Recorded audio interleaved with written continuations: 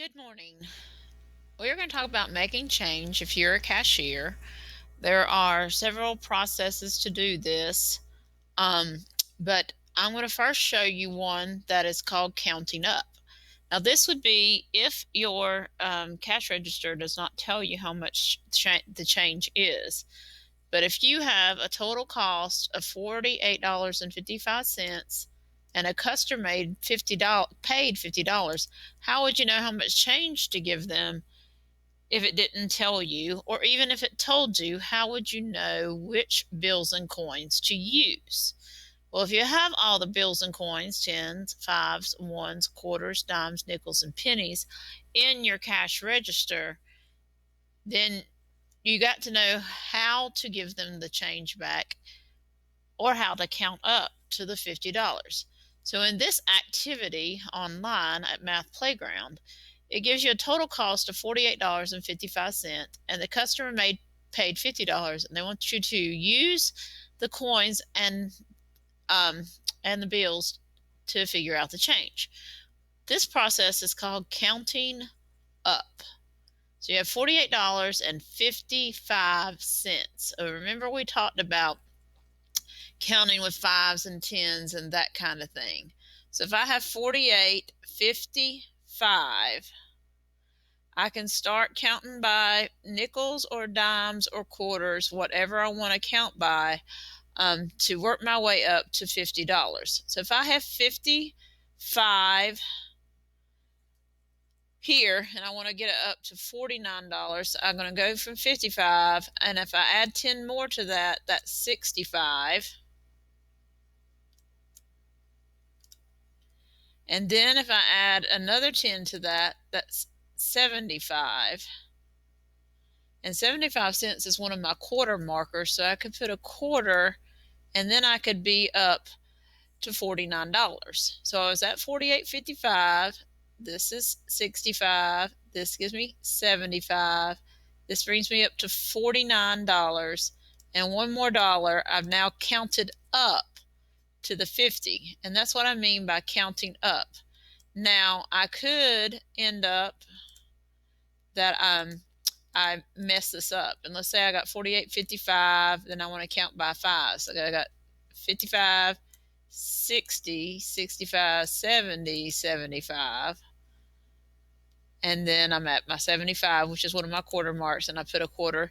This is also correct change, but it's not the least amount of coins that I could have. So if I check this, I did give them the right change, but I only scored 3 points instead of 4 because it's possible to give them less coins.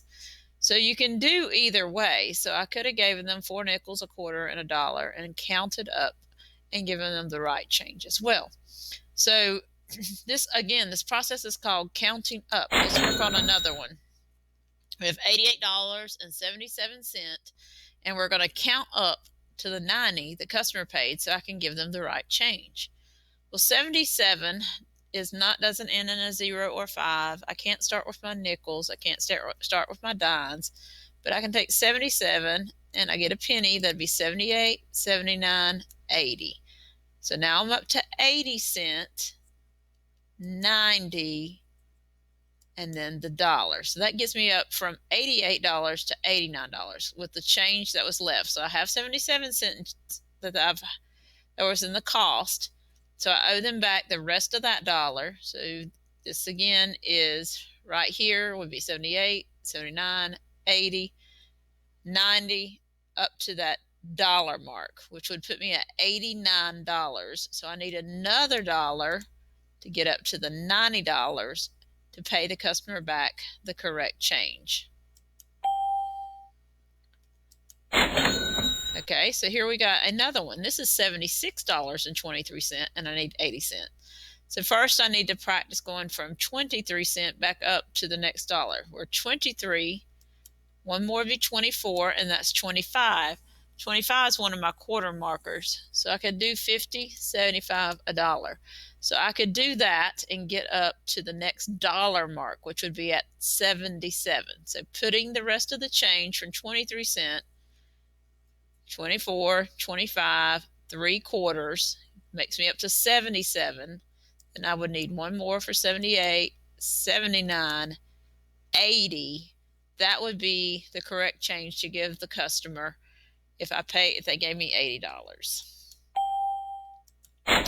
Okay, now we're going to do this one, and we're going to get, we have $69.91. So I've got to work my way up from 91 up to $1 first. So that's 92, 93, 94, 95. Now I'm at a 5 or 0, so then I can put the nickel to get up to the dollar mark. So that's 92, 93, 94, 95. Then the $5, 5 cents, sorry, 92, 3, 4, 5, and 5 cents gets me up to the dollar mark. So we're up from the $69 mark to 70. So I'm at $70 now, and I paid 80, so I still owe them another $10. So this is the change that I need to give them. All right. Let's look at another one. 524, 54.24, and they gave me $55. So I'm at 24 cents. I need a penny to get up to one of my ending in a 5 or 0, so that's 25. Well, I'm at my quarter mark, so I'm going to do 50, 75, $1. So I was at $54. This change moves me up to $55, which is what the customer paid. So I don't owe, all I owe them is the change. I do not owe them any bills. Let's do one more. So $60.68. That's 68, 69, 70. And I'm at 70. I can use any combination I want. I just got to keep up with what I'm doing. So that's 75, which is one of my quarter markers. So another quarter would bring me up to 61. And again, they paid me 61. I only owe them change. I don't owe them any bills. So you can keep doing this, and this is great practice at Math Playground Making Change, that you can practice this. And if you miss one, let me show you what it does.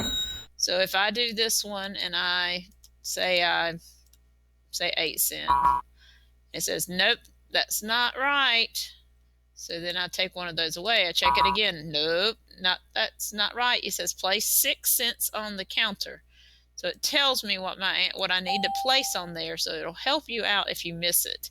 I would go there and practice instead of using worksheets. This is a much better practice, or using the money, the fake money, and work on practice on counting up to receive change.